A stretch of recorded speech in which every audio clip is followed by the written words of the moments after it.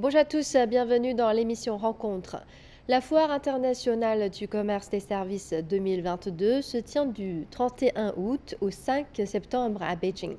Cette année, la foire célèbre son 10e anniversaire.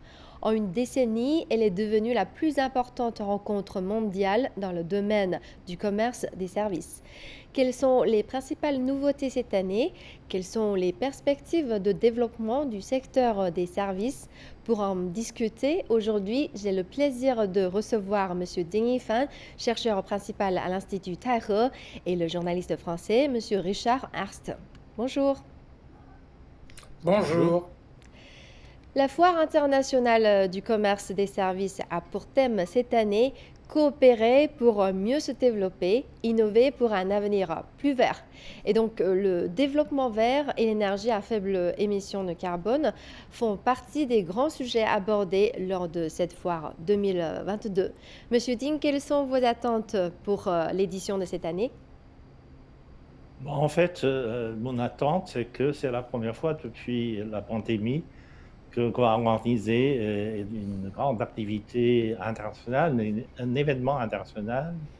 Il va y avoir beaucoup de participants à cette foire et qui montre que finalement, le commerce des services se développe assez rapidement depuis ces dernières années et ça apporte une grande contribution au développement du commerce international et ça sert en fait, dans une période de morosme économique mondial, eh bien, ça donne une lueur de l'espoir. Ça crée une espèce d'espérance pour un meilleur avenir. Voilà. Et Monsieur Arst, quels sont les secteurs et les tendances qui vous attirent le plus? Je dirais que l'avantage de cette foire, c'est de souligner des priorités internationales qu'on a eu un peu tendance ces derniers temps, comme le disait Ding Yifan, à oublier à cause de l'épidémie de Covid et du dérèglement climatique. Cette foire, elle rappelle qu'il est essentiel de continuer à insister sur le développement vert.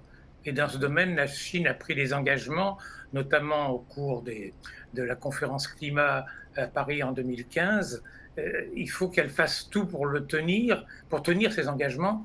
Et d'autre part, que je pense que la Chine montrera dans ses stands sur les services de l'environnement qu'elle investit vraiment dans la fabrication de nombreuses choses, de nombreux produits qui concernent l'environnement. Je pense aux éoliennes, elle en vend beaucoup dans le monde, ou aux panneaux solaires. Voilà, c'est ça qui est important. Et puis j'ai lu qu'il y avait, en dehors des sections sur l'environnement, et il y a des sections sur les services culturels, sur le tourisme. Tout ça, c'est intéressant. Et actuellement, plusieurs villes chinoises sont confrontées à une réurgence des cas de Covid-19. La Foire internationale du commerce des services accorde une grande importance à la prévention et au contrôle de l'épidémie. Monsieur Ting, d'après vous, quel est l'impact de la politique zéro Covid sur l'organisation de ce type de grands événements? Je pense personnellement que l'organisation un événement international pose un grand nombre de défis à l'organisateur parce que le contrôle de zéro Covid, donc un contrôle strict des touristes ou des participants en provenance du monde extérieur, et même l'arrivée des participants massifs, même de différentes parties de Chine, pourrait poser des problèmes de contrôle sur le Covid ou sur les cas de Covid. Mais depuis ces derniers temps, la municipalité de Beijing a développé une technique de contrôle et de suivi dans la ville. Et depuis ces derniers temps, ce système de contrôle a montré son efficacité. Par exemple, on peut suivre le développement et la propagation des cas de contamination et puis de contrôler rapidement, de couper la chaîne de transmission et de mettre les suspects en quarantaine. Alors, monsieur Harst, pour vous, que pensez-vous de la politique zéro Covid? Je pense que pour la Chine, c'est efficace, apparemment. On arrive à arrêter les risques de propagation de l'épidémie. Évidemment, ça a des conséquences économiques importantes pour la Chine, qui, quand on confine complètement une ville, elle ne peut plus produire. Mmh. Donc, il faudra voir comment tout ça évolue. Est-ce que l'épidémie s'apaise et on n'en aura plus besoin de ces contrôles, ou elle reprend et ce sera de temps en temps certaines villes en Chine qui seront contrôlées au maximum à suivre. Et le 30 août dernier, le vice-ministre chinois du commerce Chen Xiaoping a déclaré lors d'une conférence de presse: au cours des 10 dernières années, la valeur ajoutée du secteur des services en Chine a été multipliée par 1,49 fois et la valeur des services importés a dépassé la barre des 4 000 milliards de dollars, ce qui lui a permis de se classer au premier rang mondial et d'augmenter continuellement son niveau d'ouverture. Il a aussi noté que le processus de numérisation des services s'accélérait progressivement. Euh, Monsieur Ting, selon vous, quel rôle l'économie numérique est-elle appelée à jouer dans l'avenir en Chine, mais aussi dans le reste du monde? Depuis ces dernières années, il faut dire que l'économie numérique se développe très rapidement en Chine depuis 2010, depuis ces 10 dernières années. La proportion de l'économie numérique dans le PIB chinois a beaucoup augmenté. Il arrive à peu près, au niveau national, il arrive à peu près à la moitié du PIB. 48 ou 49% du PIB est créé par ce qu'on appelle des activités de l'économie numérique. Donc c'est très important. Mais dans certaines régions de Chine, surtout dans le Zhejiang, dans la province du Zhejiang, etc., la barre de l'économie numérique a dépassé 50%. Ça arrive à 58%, par exemple. C'est très important. Et dans ce qu'on appelle les activités de l'économie numérique, on peut distinguer des activités, qui concernent les secteurs traditionnels, la manufacture traditionnelle, mais qui sont en train d'être transformées par des techniques numériques. Ça aussi, ça fait partie de l'économie numérique. Mais en soi, l'économie numérique, c'est-à-dire la technique numérique, est en train de gagner dans le service commercial électronique, par exemple, dans le service du commerce électronique. Bien, la Chine est certainement le pays où le commerce électrique est le plus développé. Et ça aussi, ça renforce un peu le rôle de l'économie numérique dans la croissance. Et je pense que dans les années à venir, l'économie numérique est appelée à se développer encore plus rapidement parce qu'il y a un problème de temps. Il y a un problème de temps. Nous avons construit une base de télécommunications très solide et les activités basées sur cette infrastructure de télécommunications vont se développer de plus en plus rapidement dans l'avenir. Voilà. Et Monsieur Harst, que pensez-vous du développement futur de l'économie numérique? Ben, je pense qu'elle est bien partie, l'économie numérique, pour avoir de plus en plus d'importance, parce qu'elle en a déjà pris énormément. Tous les pays qui pratiquent bien cette économie ont un avantage. Et la Chine le pratique bien. Elle a connu un développement de l'économie numérique en même temps qu'elle s'est développée économiquement, la Chine, ce qui est très important. Et je me souviens, j'ai vécu en Chine pendant 10 ans. Dans les dernières années, vers 2017-2018, dans n'importe quelle ville où on allait, on voyait que beaucoup d'habitants avaient leur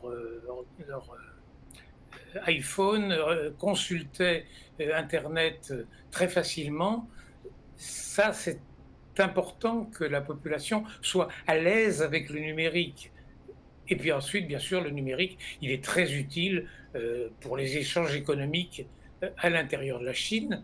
et à l'extérieur aussi. C'est une aide évidente pour le commerce international chinois.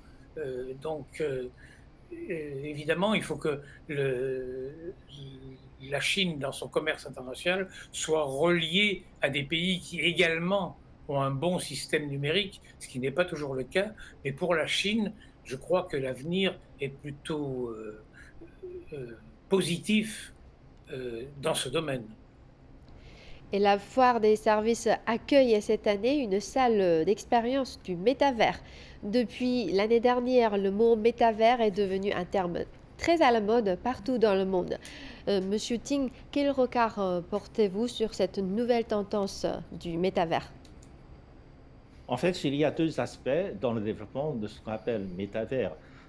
Et d'une part, il y a, vous savez, de temps en temps, une nouvelle technologie peut toujours provoquer une vague d'enthousiasme, d'investissement dans le secteur.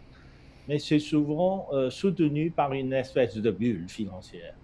Et je pense que pour le moment, le métavers est beaucoup plus un prétexte pour une éventuelle bulle financière. Parce que vu le montant de capital investi dans ce domaine, c'est énorme. Alors que techniquement parlant, le métavers n'est qu'une plateforme des technologies existantes. C'est une plateforme où on peut mettre toutes sortes de technologies de simulation, des technologies de télécommunication, de jeux, etc., de jeux virtuels, etc. Donc, c'est une plateforme. Donc, une plateforme a un avantage parce que ça offre des opportunités de coopération entre les différentes technologies existantes. Mais pour le moment, je ne vois pas encore de percée technologique très, très importante par l'étape actuelle de développement de métavers. Donc, si on regarde, par exemple, l'évolution de la bourse à New York, le métavers a été un objet d'investissement massif, mais depuis ces derniers temps, lorsque la Réserve fédérale est en train de resserrer le robinet monétaire, eh bien, les actions des compagnies de métavers ou des compagnies qui sont plus ou moins impliquées dans le développement de métavers ont vu leurs actions baisser assez rapidement. Donc, de ce point de vue, la bulle financière va être affectée par la politique monétaire future, d'abord de la Réserve fédérale, puis je pense plus tard par la Banque centrale européenne aussi, par un changement de politique dans tous les pays du monde. Parce que l'économie mondiale est entrée dans une phase de l'inflation et de retrécissement de politique monétaire. On avait tous fait appliquer une politique monétaire plus qu'accommodante, très généreuse. Mais voilà, c'est fini. La période de la politique monétaire généreuse est finie, mais on va revenir à une politique monétaire plus régulière, plus conventionnelle. À ce moment-là, la bulle financière va être affectée par ce genre de choses. Mais à plus long terme, je pense que Métavers peut fournir des services nécessaires à une combinaison de toutes sortes de technologies. Et cette combinaison de technologies pourrait produire des exemples ou des avancées technologiques importantes. Et Monsieur Harst, est-ce que vous Oui, partagez les mêmes points de vue? absolument, c'est tout à fait ça. Je pense que c'est difficile de dire dans quel domaine le métavers va se développer, Mhm. mais on peut penser qu'il va se développer. Voilà, c'est un petit peu flou. Ça joue sur un univers virtuel. On voit qu'il y a déjà des adolescents dans le monde qui passent plus de temps à choisir leurs habits virtuels que de véritables tenues réelles quoi, sur le métavers. Il semble que dans le domaine médical, le métavers peut jouer un rôle important pour déterminer sur des patients virtuels ce qui peut être un futur traitement. Mais là où je pense que le métavers se développe déjà et il a de grandes perspectives, c'est dans le domaine de l'art et par exemple de la musique. Il peut avoir des applications. Le métavers peut installer une musique multicanale qui sortira du système stéréo. Les musiciens peuvent complètement renouveler les concerts en jouant dans un monde virtuel où les spectateurs se déplacent dans l'espace, où il y a toutes sortes de lumières, des objets en 3 dimensions qui semblent, flotter dans l'atmosphère et pour les musiciens, c'est une expérience nouvelle où ils vont jouer leur musique dans des conditions complètement différentes d'une salle de concert. Il y a un musicien qui expérimente un peu ça ces temps-ci, c'est en France, c'est Jean-Michel Jarre qui a été Mhm. connu en Chine pour ses Oui. concerts en 1981. Voilà, c'est encore de l'expérimentation, mais j'ai l'impression que le métavers, dans le domaine de l'art, ça peut avoir des suites. Et la foire de cette année a également mis en place pour la première fois une section consacrée aux services environnementaux avec 4 grands espaces. Un espace dédié à l'énergie à faible émission de carbone, un espace dédié au climat et à l'économie carbone, un espace dédié à la neutralité carbone et aux technologies vertes, et un espace dédié à la ville moderne conçu comme un bar à oxygène naturel. En fait, ces dernières années, l'Europe a introduit de nombreuses mesures de fonds en matière de développement vert. Monsieur Arst, pouvez-vous nous présenter les nouvelles orientations de l'Europe en matière de développement vert? Ah, mais ça, oui, il y en a beaucoup, c'est un sujet très vaste. Euh, la Commission européenne a adopté toute une série de propositions pour faire évoluer les politiques de l'Union européenne en matière de climat, d'énergie, de transport, de fiscalité. C'est assez important la fiscalité. Il s'agit de réduire les émissions de gaz à effet de serre d'au moins 55% d'ici à 2030 Mhm. par rapport au niveau qu'elles avaient en 1990. Et puis, l'Europe veut développer les énergies renouvelables. Voilà. Il y a d'autres décisions européennes. En 2035, les voitures mises sur le marché en Europe, les nouvelles voitures, ne devront plus émettre de CO2. Les véhicules à moteur thermique ne pourront plus être vendus et il n'y aura que des véhicules électriques ou à hydrogène. Ça, c'est donc pour 2035. À côté de ça, il y a des mesures décidées par l'Union européenne pour restaurer la nature en Europe. Ça concerne les terres agricoles, comme les mers, ou encore les forêts qui cette année ont souffert de nombreux incendies en Europe. Voilà, donc il y a beaucoup de choses dans les politiques européennes en matière de développement vert qui, qui existent ou qui se préciseront dans les années à venir. Et comment analysez-vous les perspectives de coopération entre la Chine et l'Europe en matière de développement vert? C'est un domaine où il y a eu beaucoup d'évolutions. Dans les années, je dirais, 2011 à 2017, la coopération entre la Chine et l'Europe pour le développement vert était considérable. Et côté chinois, on a beaucoup agi avec l'Europe, on a beaucoup agi avec l'Europe afin de développer les possibilités de limiter les émissions de CO2. Mais depuis 2018, c'est moins net. Il y a beaucoup Mhm. d'incertitudes dans le monde. Et puis, il y a d'autres événements qui font que c'est moins suivi. Notamment la guerre en Ukraine Mhm. a beaucoup limité les possibilités de coopération, j'ai l'impression, entre la Chine et l'Europe. Euh, mais je pense que dans les années qui viennent, pour des raisons de recherche, de technique, l'Europe et la Chine auront besoin de se mettre d'accord sur des projets dans ces domaines-là. Elles peuvent travailler ensemble, on verra comment. Et Monsieur Dean, quel est votre point de vue? Je pense que théoriquement, il y a beaucoup de possibilités de coopération entre la Chine et l'Europe. D'abord parce que la Chine et l'Europe, l'Union européenne, sont les deux partisans de lutter contre le changement climatique, de s'engager sur la voie de décarbonisation.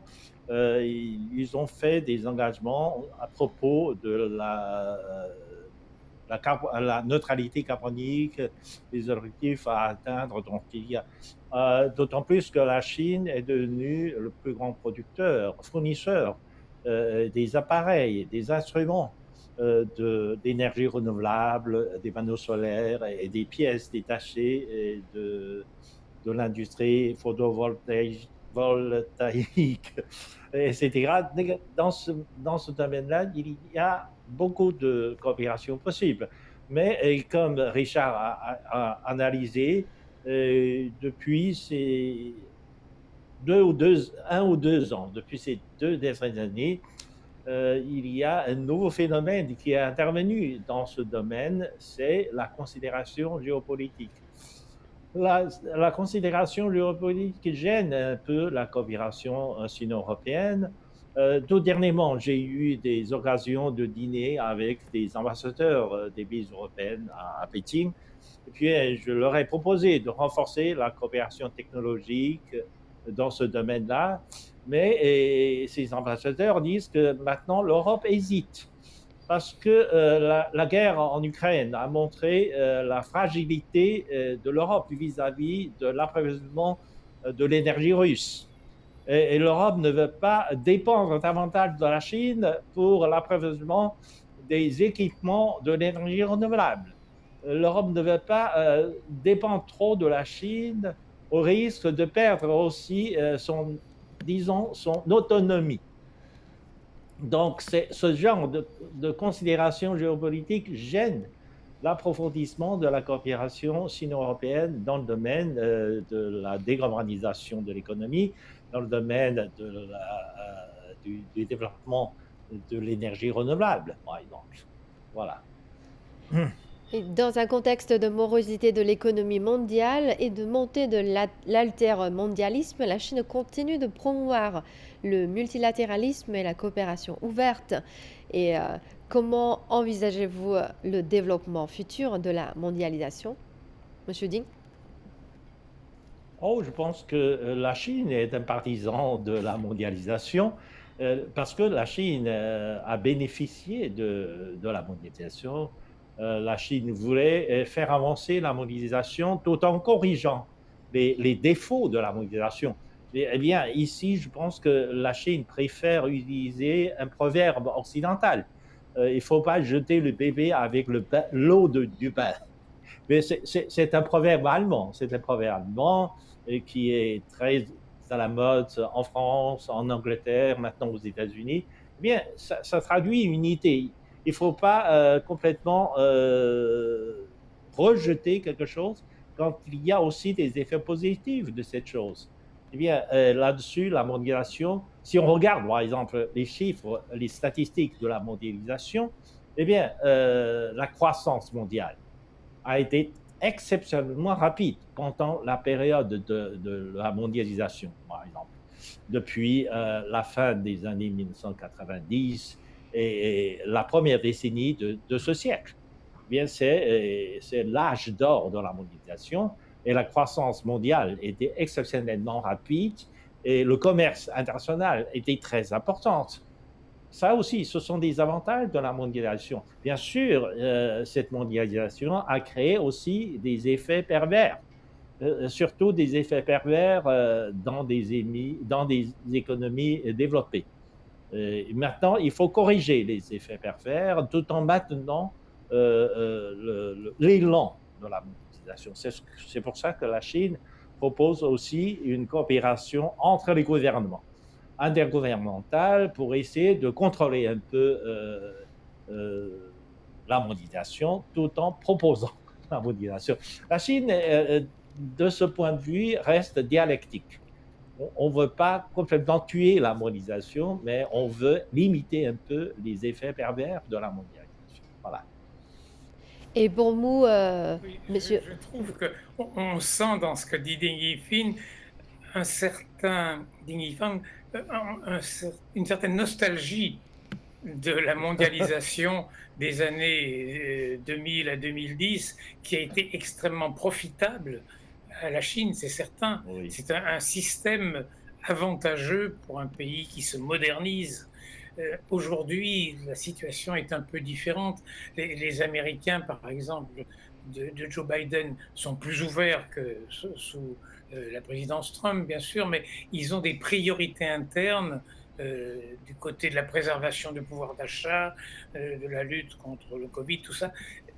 Donc, ils peuvent pas être aussi ouverts qu'ils l'ont été.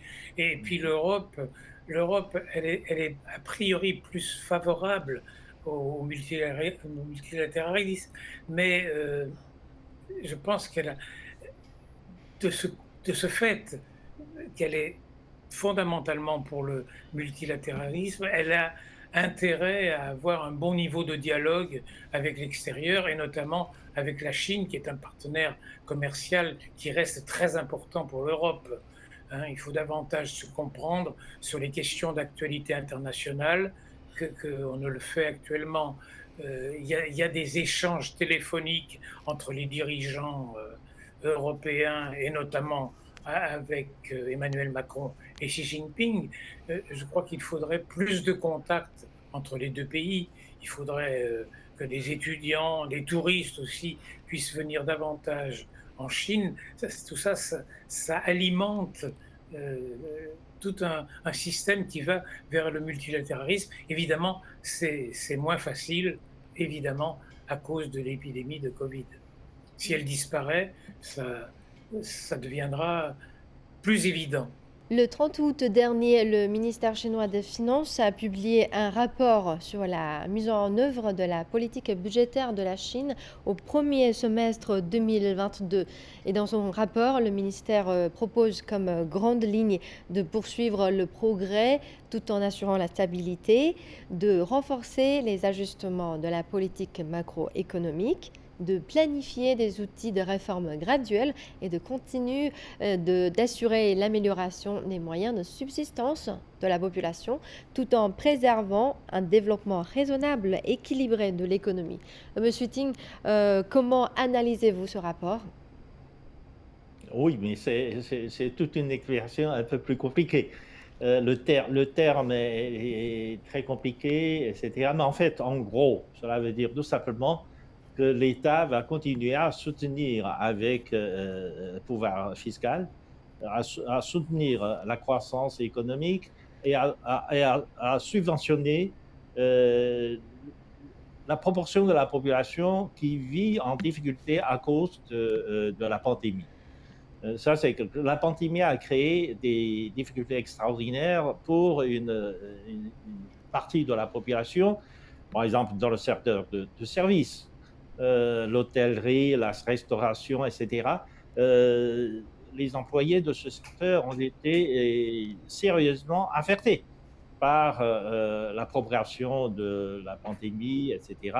Et l'État est prêt, jusqu'à maintenant, l'État a subventionné la survie de ce secteur, etc.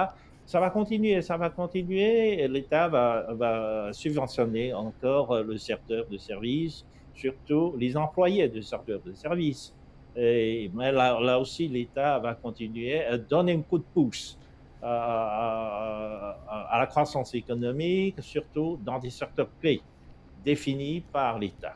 Je vous remercie, Monsieur Richard Harst et Monsieur Ding Fan, d'avoir participé à cette émission et d'avoir livré vos analyses sur ce sujet. Merci. Merci. Voilà, c'est la fin de cette émission Rencontre. Merci de nous avoir suivis. À la prochaine.